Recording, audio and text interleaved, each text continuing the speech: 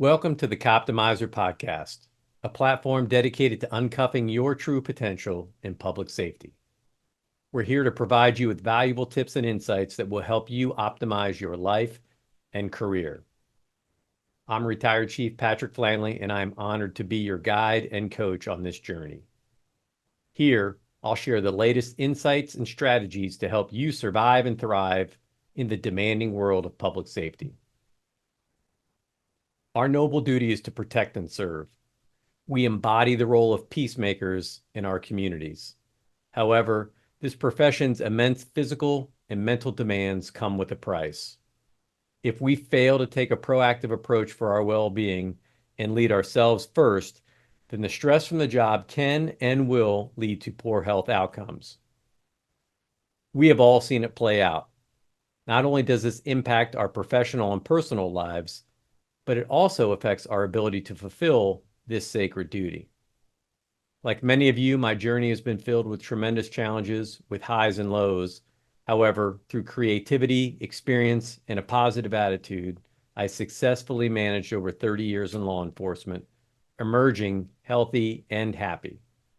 Now, I am driven to share what I've learned to show you that the path is not all doom and gloom. There is hope and a profound purpose in serving your community, and I'm here to show you that it does not have to come at the cost of your health and well-being.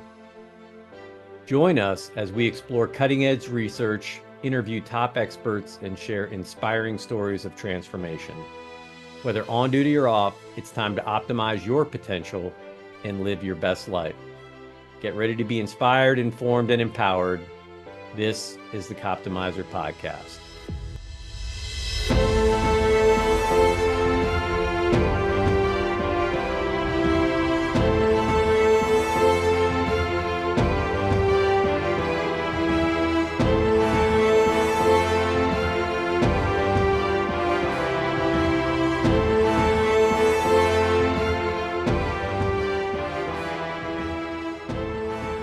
Greetings all. Welcome back to another episode of the Coptimizer Podcast. As usual, I got another exciting guest, Scott Hughes. Scott, and I guess the day I get on here and say that I don't have an exciting guest is probably the day I should hang this up. But well, I think I got a long way for that. But I've been excited about this one. You and I have had some really good conversations. I've been following you for a long time on LinkedIn. And I love your banter, but before we get into that, let's, can you give us a quick intro and tell us who you are? And I appreciate you being here. yeah, no, my pleasure. Thanks for having me on. So my name's Scott Hughes. I'm the chief of police. I'm in a place called Hamilton Township over here in Ohio, right next to Kings Island. So for your listeners who are confused about what a township is, it's basically a city. They just call them townships in certain parts of the state based on how the town was founded, et cetera. So, we're your typical suburb. In fact, we are one of the fastest growing suburbs here in Ohio. We're also ranked as one of the safest, which is always works out well for me when I renegotiate my employee contract. So, I spent about 16 and a half, almost 17 years down near Cincinnati, Ohio. In an awesome department down there, became a sergeant, and then left for about a year to go be assistant chief of police in a city just outside of Dayton. And then 9 years ago, I landed this job here. So in addition to that, I do a lot of instructing around the country for a company called Caliber Press. I'm sure many of your cop listeners will know it when I say street survival. Yeah. So I also have my own consulting business that I will do a shameless plug for at some point later on. Plug away. Yeah, crosdenconsulting.com. And somewhere I am also a father and a husband. Don't know how good I am at either one of those last two, but yes. So man, I'm great. Like you said, this has been in the planning stages for quite some time. We're finally able to connect. Man, I'm ready to get this conversation started, see if we can't help keep pushing this profession forward. Well, yeah. And you know what? We were just talking right before we went live here, and another, not shameless, but very important plug. You just made a trip down to Texas where you were emceeing some very important awards and ceremony. Tell us a little bit about that and who hosted. And I love that origin story now because that's an organization that we've been around, I think, for 2 or 3 years now, if if not longer, but doing great work. Yeah, so I sit on the board of the National Law Enforcement Officers Hall of Fame. And this organization was founded by my friends Adam Davenport and Megan Stockberger up in the Toledo, Ohio area. And this was founded back around 2017, I believe was when we had our first My induction gosh, it's been ceremony. that long already. Yeah, yeah. We took a couple years off because of COVID, and we moved 2 years ago to Fort Worth, Texas, downtown at the Omni Hotel. And I was asked to MC the event this year, and I was honored to accept that opportunity. We gave away some. We excuse me. We didn't give away. We inducted some great people into the Hall of Fame. The CEO of Axon being one of them. We recognized some officers who were also killed in line of duty. Our attendance this year was 50% higher than last year, and we look forward to just continuing to make this program get bigger and bigger and more well known. There's a lot of police officers out there that are doing phenomenal work that need to be recognized, and we have to continue to promote the good work that our cops are doing all over this country. So, yeah, thanks for that. Yeah, Thanks for letting that's me plug awesome. that. Yeah, yeah. No, I appreciate that because I've been following and you, we're coming out of just a very difficult time in policing, but even through all that, the general public, by a large majority, supports their police. They love the police. Certainly, some of them have some questions about certain things, but overall, overwhelmingly, people support the police. But internally, that message sometimes it's hard to relay because for our guys and gals that are out there doing the actual work, they're I mean they're in the grind and they're not dealing with the people that support us. They're dealing with people that are in crisis, people that are committing crimes, and they are doing amazing work. So to have an opportunity to share some of the greats, it just tells a great story about the profession overall and reminds everybody that it's so important and we need our police and we need our public to support our police in order for this because it can all go away and or, we're kind of in this I don't think we're quite out of the danger zone yet. I think we're kind of seeing a rebound, but man, it's like it feels like we're still one incident away from the world coming crashing down on us again. So I feel appreciate. like, yeah, I'm sorry. I feel like Patrick. I feel like if you take the temperature right now of the profession, we don't need to take Tylenol for it anymore. I think, Yeah. and I think right now the temperature's in a good place. I don't think any of our officers in our departments. I shouldn't say any of them. There's still some out there that have fevers, but I think for the most part, you are starting to kind of see the temperature get lower, things coming back to normal. You've got legislatures in some of the most anti-police places passing basically laws and or policies or whatnot that are basically saying, hey, that whole defund the police thing, hey, my bad, that was bad. You know what I mean? So I think I think that sends a message right there in and of Yeah. itself that people realize how crazy that was. So no, Yeah. I just had a department meeting last week with all of our staff, and one of the things I reminded them was exactly what you just said, and that is that you got to remember that the majority of people support the police, love the police. They're not going to call you up at 3 in the morning and say, "Hey, I just want to let you know you're doing a great job," right? We don't deal with those folks, but like this Hall of Fame and other organizations out there, it's cool to see civilians showing up. It's cool to see corporations coming out and supporting law enforcement because that is just another reminder that we are in a good place when you look at it across the board. Yeah, that's pretty cool. So if people want to learn more about that organization and how they can support it, where can Nash, they go? the website, National Law Enforcement Officers Hall of Fame. I think Nah. it's NLEOHOF.org, maybe. Yeah, good enough. Yeah, Just Google search it, right? That yeah, there you go. Yeah, you'll yeah. get there. Or And reach out to me. I'll put them in touch with the people they need to reach out to. right on, right on. And yeah, again, So important. So yeah, that's pretty cool. All right, let's jump right in here. So let's call this section. We'll call it leadership in the arena. And I'm a retired chief. I'm a has been. You're still a will be and are doing. So you're still in the arena. And one thing that I really appreciate about you is that you've never been shy about sharing like your opinion. And sometimes as chiefs, it's hard to really let your own personality out because you have to be a little bit guarded because you may have people inside your own organization that have different thoughts and beliefs. Your city may have different thoughts and beliefs. Your boss, whether you work for a mayor or a city manager, so you're always kind of thinking about, all right, uh, like how is what I might say going to influence the impact on the organization? Because the organization is always going to be more important than any one individual.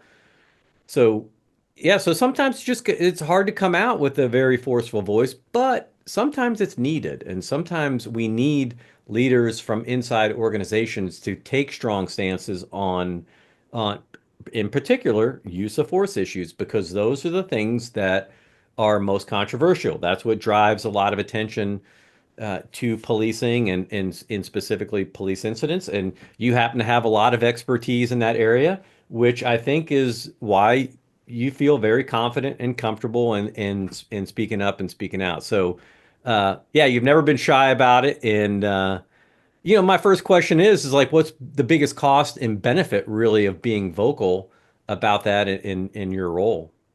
So I think I have a friend of mine. His name's Bob Meter. He's a lawyer. He's a retired commander from a large city in Ohio. He and I travel around Ohio teaching together. And he says this is the hardest job in America. And I wholeheartedly agree with him. I've been challenged on this before.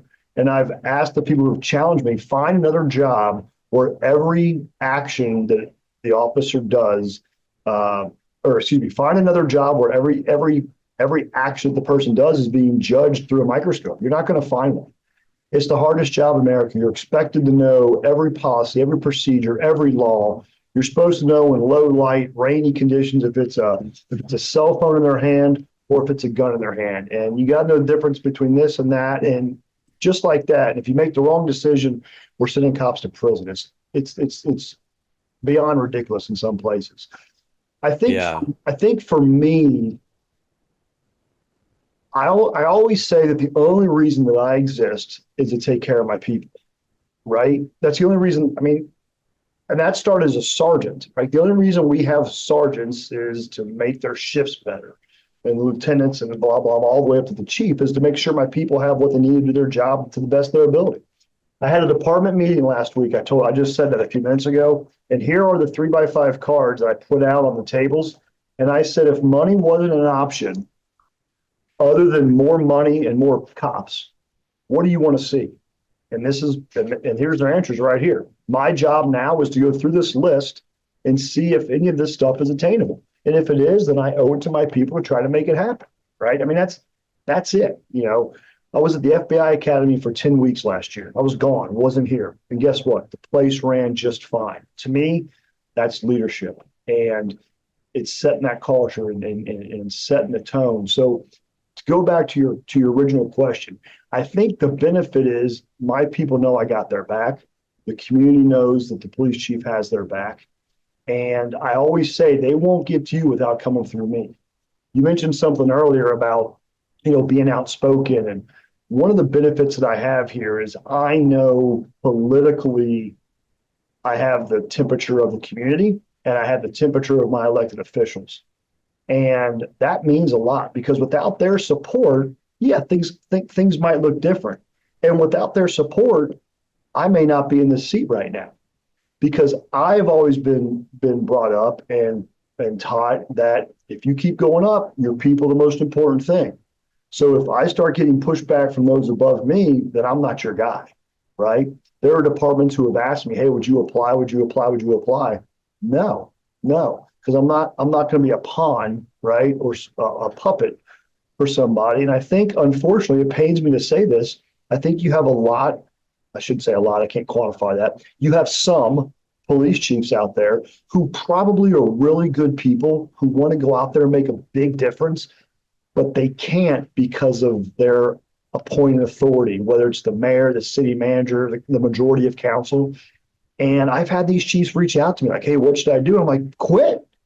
Like, well, that's easier, Yeah, I know. easier said than done. I'm like, but that's it. I mean, you don't have any other options. You're going to drive yourself nuts. And here's what's going to happen. You're going to start realizing you can't be the kind of leader you want to be. And it's going to start to impact the morale of the organization. And the culture is going to start to suffer because you're going to start to suffer. So, anyhow. Yeah, and it's that's and it's just a couple of points there that just jump right into my mind. So when the average citizen hears this, I should say not the average, but one that might lean towards a distrust in the police, when they hear someone say like, "Hey, I've got my officers back," they immediately assume the worst, that like no matter if they're doing right or wrong, I'm going to support them. And that's not the case. Law enforcement leaders hold their people accountable. And we have Right. such tremendous levels of accountability in policing. And what people see are, of the it depends on which source you're looking at, right? But I think generally between 50 and 60 million police citizen interactions every year, and less than 1/10 of 1% of these things wind up in controversial police shootings. It's even smaller than that, like 0.0004%. Yeah, I've got the percentage. Yeah. Yeah, you look at we shoot and kill about 1,100 people a year, right? I say that, and we do we so the Bureau of Justice Statistics is where you got that 50, 60 million contacts a year. Yeah. When I teach, I think it's actually higher. We use this number. There might be 800,000 cops in the country, but if there's 300,000 are actually out there working the street, right? Stick with me as we break this down. 300,000 cops actually working the street. If those 300,000 cops have 5 contacts a day and they work an average of 200 days a year, right? Yep. That's about 300 million face-to-face contacts, right? Yeah. Yeah, absolutely. I agree with you. So And you think about that, like, yeah, like that. And it's like 0.00003, blah, blah, blah, blah, whatever that number looks like. But I didn't mean to cut you off there, but I've heard that, 50, 60 million, and that is true. But I think it's way higher than that, which again just goes to we don't use force that often. Deadly force. no, we don't. And that's the challenge of the media world that we live in today, right? In the Yeah. 24/7 market, social media, everyone's looking to share. But you have to know that. But if you don't have the trust in your community, and if they don't understand that you're holding your people accountable, then it'll be easy for them to question you. Um, but if your community doesn't participate with you, or you don't provide opportunities for them to participate with you through citizens academies, regular dialogue, getting out, being interactive, doing community engagement activities, inside of policing, sometimes those things are viewed as, the softer side and like, quote, not real policing. But I probably couldn't disagree more. I think that's some of the most real policing you'll do, because you're building relationships Yeah. we're in the information business above and beyond anything else. Without good information, we have a hard time solving crime. So We still have departments around this country that don't have a Facebook page. And I'm like, the social media classes that I've attended with some of the social media experts that I've listened to around this country, they tell me Facebook's on the at the is fading right now. I don't know if that's completely accurate, but it's the platform that if you're on anything, you should definitely be on that one. It's been around the longest, right? Now we're not here. We don't do TikTok, and we're not dancing around and making crazy videos like that. That's just not my thing. But we're on Facebook, we're on Instagram, we're on X. To your point, sir, we want to try to touch as many people as we can in all the various demographics that each of those platforms use. So it's like, then these departments will be like, we just can't seem to make any headway with our residents. They don't know what you're doing. The only time they see you is when you got a car pulled over or someone called you to their house. You have to be highlighting the good things you're doing. I mean, I just sent a kid. I say kid because he's way younger than me. I just flew one of my guys down to Texas to take a 2-day social media class because I want to have multiple people who can run our pages and keep fresh ideas and things going. Because to your point, I mean, it's just that important. It's you can't. This quote has been around forever, but I love it. It's like making a deposit in a bank. You make all the deposits because eventually you're gonna have to make that withdrawal. And when that withdrawal happens, you want there to be more in deposits to help cover whatever it is that just happened. So Amen. And I think the frustration can be sometimes with chiefs staying silent is then you get the opposite effect. And if you aren't out there pushing, and it doesn't mean you have to be inauthentic, right? You can be very authentic in the way you share things, and that's going to be different for every agency and based on personalities and what you're comfortable with. But when you do, if you're not out there and you do have these controversial incidents and then you're quiet, then you're gonna get run over and you're gonna have a hard time. That is not the time to try to begin to prepare for how to manage through crisis. right, So yeah. and I get again on that, like what would be your thoughts on this, right? Political fear versus moral courage, and how do you build a spine as a police leader? I'm not trying to put you on the spot here, Yeah, that's a but great but no. it's a delicate balance. And again, it's one of the things that makes the police leadership job, being a cop is really hard, but being a police leader and managing that, I think sometimes the rank and file doesn't truly appreciate the pressure their leadership is under. And, so maybe you can comment on that. So I think it goes back to what I said before. I think the first step for me in my experience is under making sure that the elected officials understand why our officers do what they do, right? Uh, Setting an expectation so that the elected officials have a good understanding of this is what my police department does, this is what they're capable of, this is how we're going to handle X, Y, and Z. And then it's me just being honest with them. Like, this is no disrespect, but just because you got elected does mean you know how to run a police department, right? You don't, Absolutely. you don't know how to run the sewer department, the wastewater management, and again, I'm blessed that I don't have that. People like to say micromanaging. We don't have that here, which to me tells me the elected officials trust what not just I'm doing here in the police department, but what all the department heads are doing. Your job, oversee, monitor, keep your ear to the ground. If you hear things from the community, if you start hearing things out there, let me know. But they trust that we're going to address it. So for me, I think that's probably the biggest component. And what I would tell chiefs before they think about taking a chief's job is you better know what that makeup looks like because your people, again, not to say the same thing, Patrick, are the most important, the officers who work for you. So if you can't stand up and defend them because you're afraid of that, then you're not going to be successful. That's my opinion. I don't think you'll be successful. You use the word non-authentic or inauthentic. I can't remember what word you use, but like it can't be fake. And I'm afraid there's a lot of people out there who are really, really struggling because they haven't figured out they don't have that luxury, right? And maybe it's the chiefs need to go to the elected officials and have conversations and explain why we do, like you said a second ago, this is why we're doing X, Y, and Z. Because maybe they don't know. I know of a community where they have an elected official who just hates the police. I don't know how anybody works there, right? Like, you have an elected official who has a lot of control and they don't like the cops, but like, how does that work? Right? Like, how do you, It doesn't work. yeah, like, how Yeah, do you come to work as a chief every day and be like, I think today I'm going to make a change? it's completely dysfunctional, and it Yeah, yeah, yeah. and and the dysfunction will show itself in a lot of different ways outside of just recruitment and retention. It's yeah, that's those toxic environments are tough, but along those lines, I think you make a great point because, and I'll use the county where I live in Indiana, Tippecanoe County. Uh, my former mayor and boss was also a retired captain from our police department.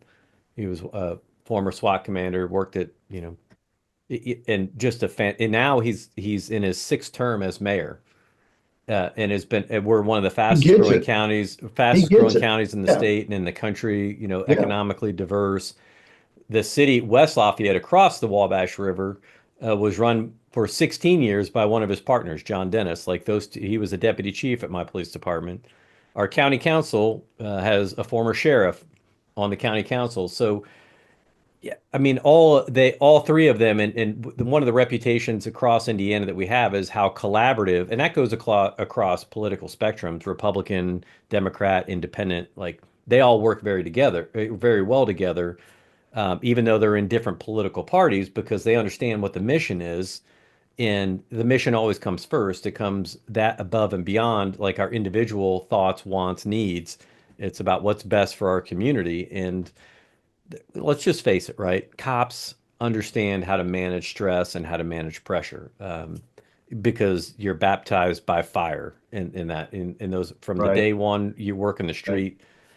You get kind of put in these very difficult situations, and so you develop thick skin, or at least the ones that the effective leaders, they develop thick skin. I think the ones that that struggle, um, you know, they're always maybe a little bit too worried about being liked and trying to please everybody. And we know we know what happens when you try to be all things to all people, right? Right. Right.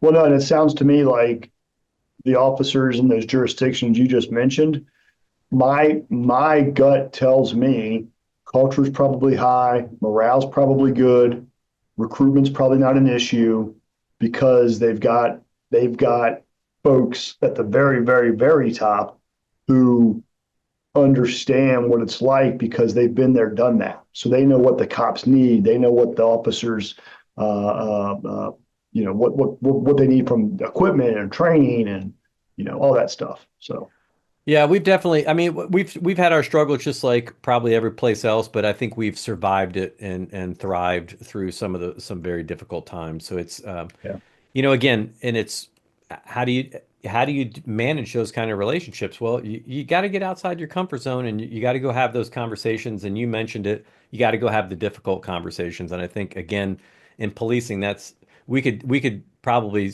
talk for an hour just on that. But I always think that that's one of the greatest disservices we might do to young leaders is not provide them the adequate resources and training before we put them in positions of leadership where they're taught on how to have the difficult conversation, and how to manage through crisis in terms of individual personalities and conflict. Because when you don't say anything, that's when you get really that's when problems fester and you get some big issues there. yeah, absolutely. All right, let's move on. But kind of a perfect segue. When we think about modernizing policing, we think about like where we've been for the last decade. I've always had the opinion that policing has never been better. And I mean, if you look at results, I mean, there's a you can always find individual incidents where you think, man, we could have done better or we failed as a profession to do our best. That being said, policing as a whole has never really been better. So, from your experience, like you've seen a couple of different agencies in so it's kind of a two-part question. But number one, something give us something that you've learned after you became a chief that you wish you knew before. And then really, how do you apply that experience to tackle the issues that are in the forefront of your community and your department today? Making you think here. Yeah, something I wish I knew before I became a chief that I now know. Yeah, like in hindsight, Um, I love asking this question. no, it's a good question. I think I'll be very candid. Stuff's expensive. so you mean when you're sitting in the squad car, like before you're a chief, like, man, when I'm the boss, we're gonna do Yeah, this, and this. one of Problem the solved. yeah, one of the stuff's expensive, and I had no idea how to. I didn't. I guess I wish I knew how how the budget really impacted the day to day. right? Because like you said, when you're a cop, you're like, hey, why don't they go buy us this, buy us that? I mean, chief's got a new car. Why don't they take that money and go buy this? And why has the chief got a new lamp in his office? And he should have taken that money and gone and buy. Well, when you start looking at a million dollar budget, you start looking at the cost of a car when you have millions on a budget is not a big hit, right? But if you want to implement, a much larger project across the board, now all of a sudden we have to have a different conversation. So I think for me, it would have been understanding that as much as I want to give these guys and gals everything I can, it's not going to happen overnight. And I think I did a really good job when I got here of prioritizing what was the most important thing going on in the organization. I've shared this on some other podcasts I've had the privilege of appearing on, and that is that when I got here, I met with every employee. And I just sat them down and I asked them about 4 or 5 questions. What do you like about the place? What do you don't like? What keeps you working here? Why don't you leave?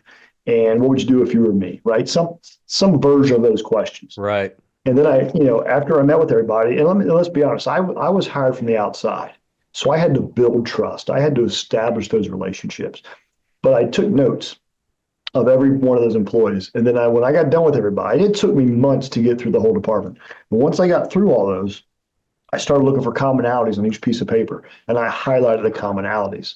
And the number one issue when I got here 9 years ago was communication. So I fixed that immediately by just doing a weekly update where I send out a weekly email blast about what's going on in the department, right? Quick fix, low hanging fruit, boom, moved on. Then I started looking at, are there equipment needs? Are there things that they need that isn't just a Christmas wish list? It's more like, hey, these are things that are really going to make their job better, right? One of those was we needed to update our entire MDC, all of our MDCs. Our computers were outdated. They needed modernized. We needed to upgrade our pistols. We wanted to go with these Holliston sights we got on them now. Like we just did, but it doesn't happen overnight. It took, for some of the stuff to be implemented, it took a couple of years to finally get, because if you're going to go out and buy new patrol rifles with Holliston sights and all these uppers and lowers modified, all this kind of stuff, right? You got to prepare for that, right? So educating folks on how the budget works, and then say, hey, next year this is the goal, right? So now 9 years later, are there still things that they want, wish they had? There are, right? But for the most part, we get them what they want. Whether it's new body cameras, we got a drone on the way. We got basically a brand new fleet of cruisers out here. They've got good NDCs in them, good radar units. I mean, whatever I can do from a technology standpoint. I mean, here's an example. All of the light bars on the police cars talk to each other. Right. So from a scene safety perspective, if there's multiple cars on a scene, all the light bars are flashing the same flash pattern. Well, that makes the scene so much safer for them when they're out there investigating a crash or whatever. But again, like I said in the beginning, that technology is out there, and it's my job as a chief to be aware of what's out there. And if I see something like, hey, making your light bars all flash the same pattern can help slow a scene down and create less obstructions, then I feel like it's my job to do it, right? And we made it happen. So you guys, go ahead. No, I was gonna say that's a great example because it seems like a small thing, but in the end, if you save one life because a little upgrade in technology. But that little upgrade's not going to be cheap, right? When you have to replace, when you got, and I think we had to introduce it over time. But now when they all come from the upfitter, they're all made that way or programmed that way. But in the beginning, it may have been 3 cars had it, and then the 4th, and the 5th. Now we're on the 15th or whatever. So, but if you're not embracing that technology, you're going to get left behind. This technology is changing so fast. I mean, it's just unbelievable. And Chiefs today, they got to be on their game, right? They got to be on it. Because here's the thing, your guys and gals who work for you are on it. They're Yeah. right. They know what's out there. They know what's available. The internet's changed everything. You can just type in what you want to know right now, and departments are advertising what they offer, trying to help recruit other people and steal other cops. So yeah, you got to be Johnny on the spot, or you're going to be left behind. Yeah. Yeah, we could talk probably for several hours just on each one of those individual topics, but the cannibalization in police culture. But technology is evolving very quickly, and you mentioned right at the top of this, right, where you just gave out an award to Rick Smith, the CEO and founder of Axon, right? You want to talk about some game-changing technology. But when you think about innovators, and you think about, like, I mean, Simon Sinek likes to, if you're familiar with his work, right? He likes to he's got this great discussion about the laws of innovation. And the challenge in policing is, like, you really get about 2.5% of people that are true innovators, and then you have those early adopters.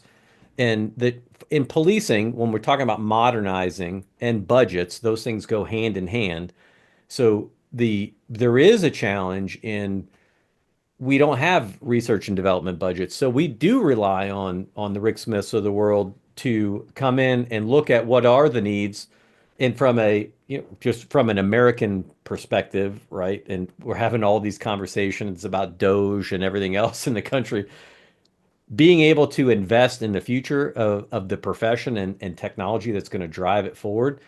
It can't always be a government initiative. It can't always be a research initiative. There has to be some skin in the game by some of these manufacturers that are producing this technology. But then there also has to be a strong commitment from law enforcement leadership to pay attention to what's happening, to see where the future is taking us, and then position your agency to be able to capitalize on that. And that also requires city leadership to be on board with you, and others to recognize that we can't defund the police. In fact, show me one thing in life where you've invested less time, money, and effort into, and you've improved the outcomes on, right? Doesn't doesn't Yeah, you work that don't way. you don't do more with less. You do less with less. Yeah. Yeah. Um, yeah, there are definitely some, I think, just some game-changing technology that's emerging right now, that's going to allow that we're going to be able to drive the value equation per officer up, meaning that they're going to be able to do more in the time that they have. But that's not so you can cut people on the back end. It's so you can actually do more with more instead of doing less with less. And that's what drives safety, and that's what we all want. So You know, that's I'll use my community here as an example. So I'm your typical suburb. Okay. I mean, we're just we're sandwiched between two large jurisdictions. We have a lot of folks who commute out of here and go to work and they come back. So some would say bedroom community, but we still have problems, right? We still have crime. We're still dealing with the same issues everybody else is dealing with.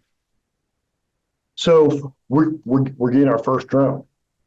And when I told my bosses, hey, this is why we need a drone, it's think about how much patrol work one guy can do flying a drone around at nighttime that would take multiple officers to cover that same territory, right? I mean, these Yep. drones have technology on them now, heat sensing technology, so they can see a car with a warm engine.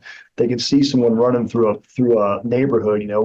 We're not immune to car break-ins and issues like that, where folks will drive into our community from other communities, and they'll park a car, they'll get out, and they'll just walk around looking for unlocked car doors.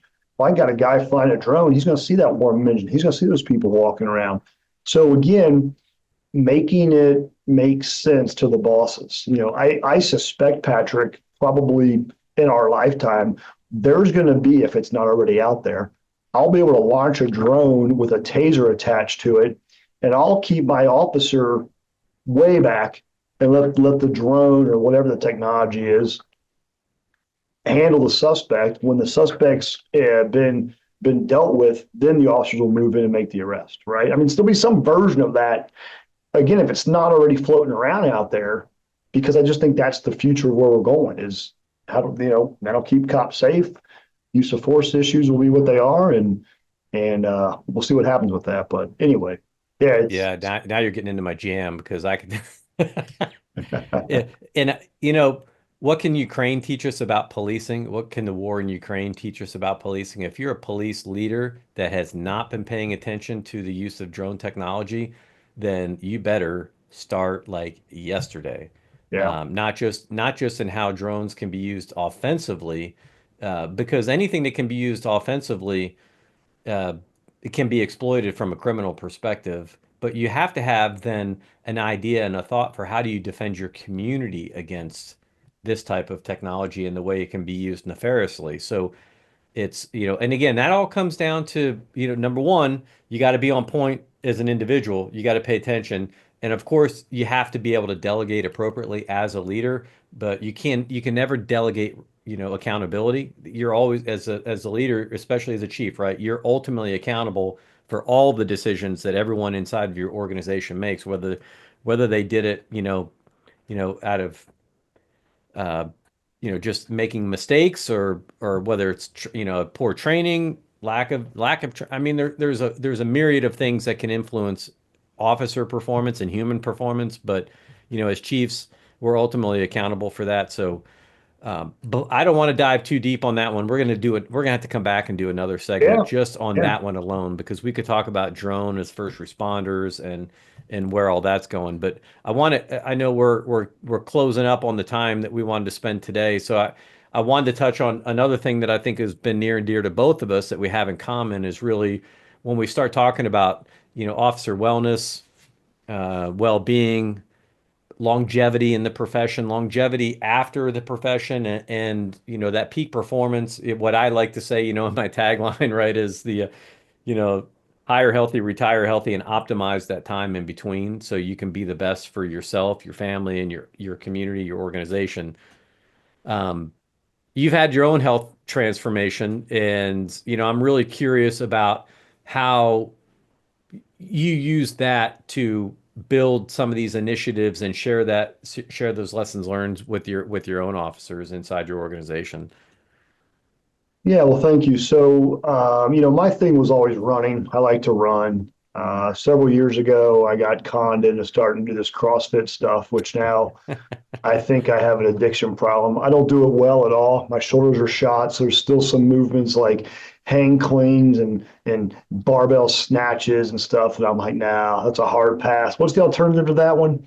But we've talked this entire podcast about everything starts at the top, and for me, I can't ask my officers to do anything if I wouldn't do it myself, right? So from the working out side of the house, one of the things I did almost immediately when I got here was instituted a workout on duty policy. And, to me, my officers work 12-hour shifts. That's a long time. And there's research out there that your listeners can pull up probably with a quick Google search of how officers are more likely to use force, generate citizens' complaints, and have bad decision making when they're tired. What better way at 2, 3, 4 o'clock in the morning to let your officers kind of recharge their batteries by coming in here and working out for 90 minutes or whatever. I think it's very important. I would venture to say probably 80% of my staff take advantage of that program. That's awesome. Yeah, thank you. Yeah, I'm very proud of them. They utilize it. Again, I've been challenged on this all over when I speak or do leadership training. The first thing I hear is, "Well, if they get hurt on duty, it's a workers' comp claim." Yeah, probably it is. Probably it is. If they go out here and wreck a car, kill themselves, or kill somebody else, we've got a whole other problem. So I can show you through the research. You know this, Patrick, better than anybody, how the heart attacks take more officers' lives than anything else. And if I can get you guys in here and have you walking on a treadmill for, 30, 45, 60 minutes, that's all you want to come in here and do, I know I'm making you a better cop and I'm reducing that risk of type 2 diabetes, heart attack, et cetera.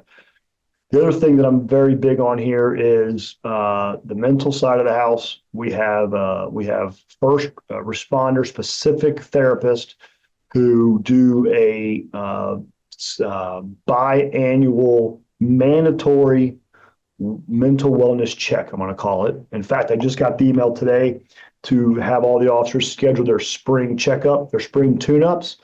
These are provided free of charge. Every officer, myself included, has to go in and sit down with these folks. You can go in there and say nothing, or you can go in there and talk their ear off. The point is it is available to all of our people.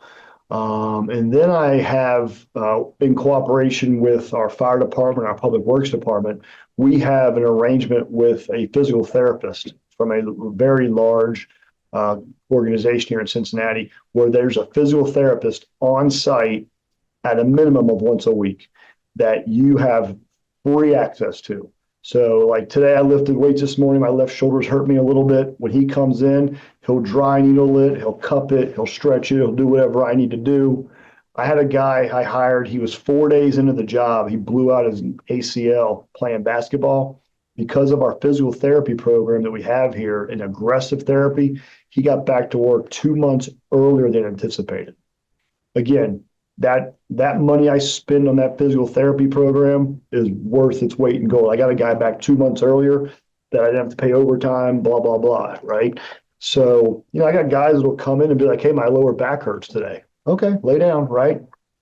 Do some messing around and boom, you're in business. So again, I think it's not hard, right? There's too many. My experience, again, traveling and speaking, is there's just too many people who want to say no quick. Just say no instead of trying to find a way to say yes. Like working out on duty. Point. Working out on duty. I always say this, and now some of your viewers are going to laugh at this, but go to almost every firehouse in America. How many firemen get to work out on duty? Every single one of them.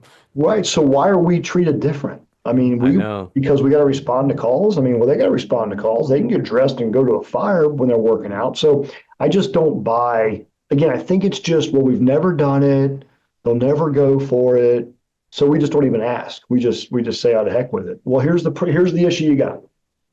When I post a recruitment flyer, guess what I put on my recruitment flyer? Physical therapist, mental wellness checks, workout on duty, right? Unlimited training opportunities. Set schedule, every other Friday, Saturday, and Sunday off. I mean, I'm hitting those bullet points that these officers and other departments who can't do this type of stuff are looking for. So, again, you can either stay innovative, keep up with the times, or you're going to get left behind. And I don't want anybody to get left behind. I've told chiefs all over the country, you need help, you need a mentor. I don't know a lot. I really don't, but I know a lot of people. And I will get you in touch with someone who has been through whatever it is you're facing or need help with, and will make you better. You just gotta let us know. You know what I'm saying? So yeah, that's a great point. And I think that goes back to the question earlier. It's like, what's one of those things that you wish you knew then that you know now, and that we just. I think historically, I was very fortunate. I had a great predecessor as chief who was a mentor to me. But he wasn't the only one. I had several people inside my organization that really helped.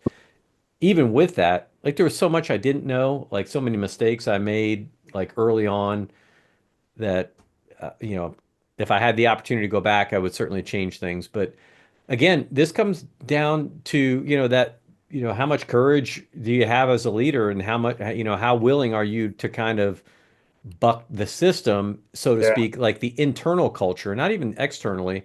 And this goes back to what we were talking about from educating your council, your community, and everybody. Like the discussion on firemen, we like to joke about that all the time. Like, but how many articles have you read in the newspaper about your community members wanting to fire a fireman because he got caught sleeping on the job? right.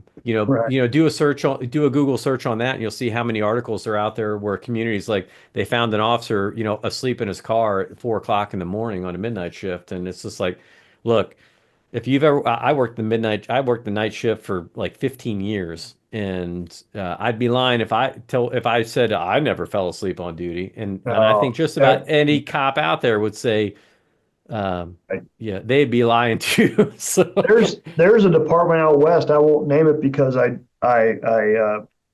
you can look it up.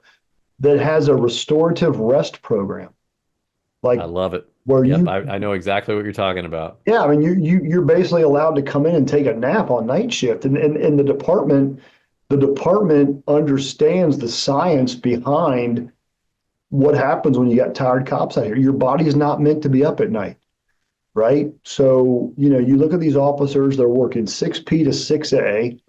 They get a couple hour break in the morning. They got to be at court at 9. They sit in court till noon. And then they got to be back to work at 6 o'clock. So they might get 4 hours of sleep. Kid gets off the school bus. He wants to play with his dad, for an hour before you got to go back. You got a guy out there going to work a 12-hour shift who's damn near been up for 24, 48 hours. Well, Yep. yeah, they're gonna get irritable. They're gonna wreck their car. They're gonna use force more. They're gonna generate complaints because they're tired. So if we can show through research and let them come in here and lay down for 20 minutes or so is enough to kind of recharge them through a power nap, why wouldn't we do it? Here's why. We've never done that before. That's not the way we've done it. And we're not paying them to sleep. We're paying them to go patrol. Okay. Okay. Well, then you're going to get the results. Yeah. You I, know, I worked all night. These kids can do it too. Okay. and that's one of those things that just, and kudos to this next generation of cops because they get that better than our generation ever got it. Yeah. And they figured it out. And guess what? If you're an agency that's not offering those things or it's not sympathetic to that cause, like what, you go back to those little index cards you were handing out, like, when you do those cultural surveys, cultural assessments inside your organization, and some of the companies that I've done work with, even post-retirement, it's just reaffirmed that pay is important, right? Pay and benefits are important, but it's generally fourth or fifth on the list of the priorities that police officers are looking for in their organizations. And one is It's they funny. just want to know that that the community is going to support them and that the Yeah. agency is going to support them. And initiatives like that, like I mean, when we were, my last project was building a new police department, a new public safety center, and we put a bunk room in there. Um, you know, Oh, good for you. yeah, Good for you. Yeah. outside of a lactation room, we put in a bunk Yeah. room. Yeah. And, I had a few people, in the community when they heard about that kind of challenged me a little bit, like, why would well, just for all the things you just said. Well, imagine that you've got court at 9 o'clock in the morning, you got off work at 7.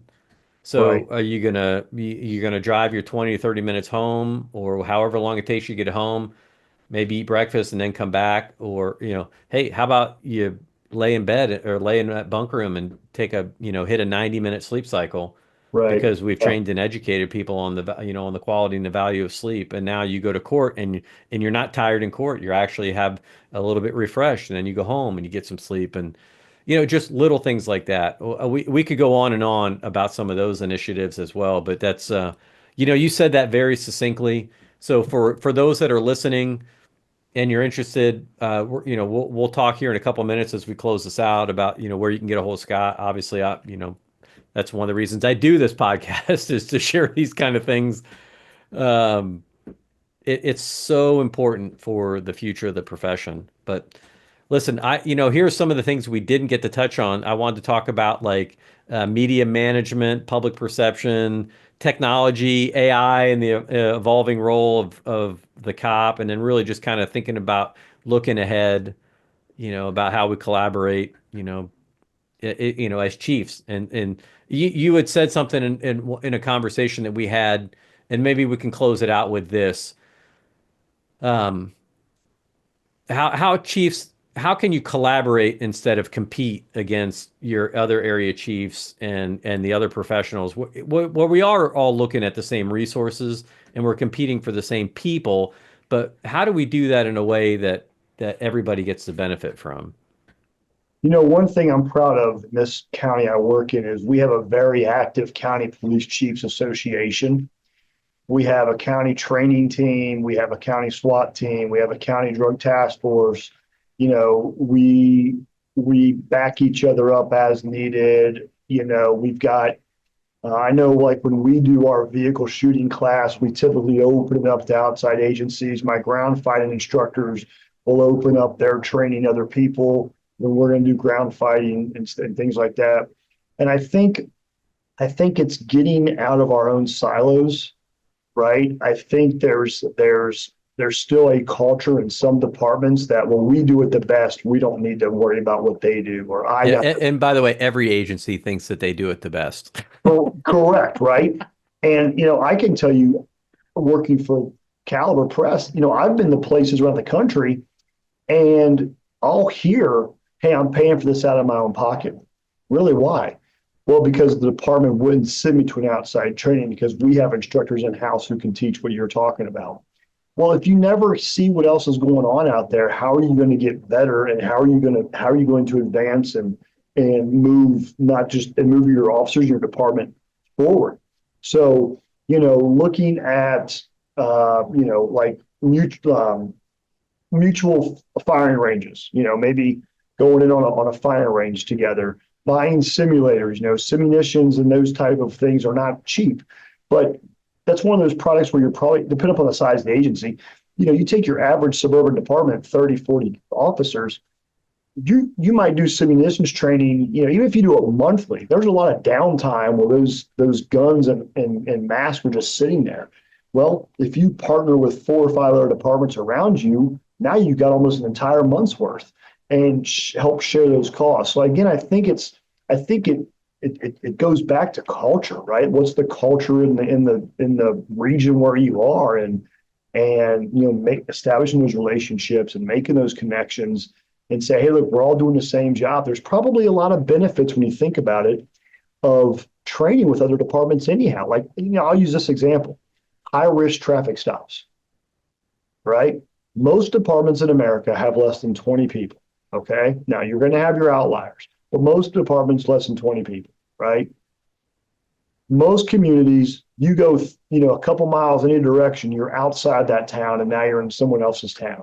If I'm following a stolen car, there's a high probability in most communities in America, I'm going to end up in another jurisdiction. And we were trained on how to do felony stops with this jurisdiction. That's something to hear, like internally, like I know that's something we need to work on, because my community, it's 36 square miles, but we could be gone in another community in a matter of seconds, certain parts, like everybody else can. So yeah, I just think great points. Yeah, you just got to get outside of your comfort zone and be willing to maybe let go of some of that control, because I think there is some of that goes on in this profession, is we like to control, we want the power.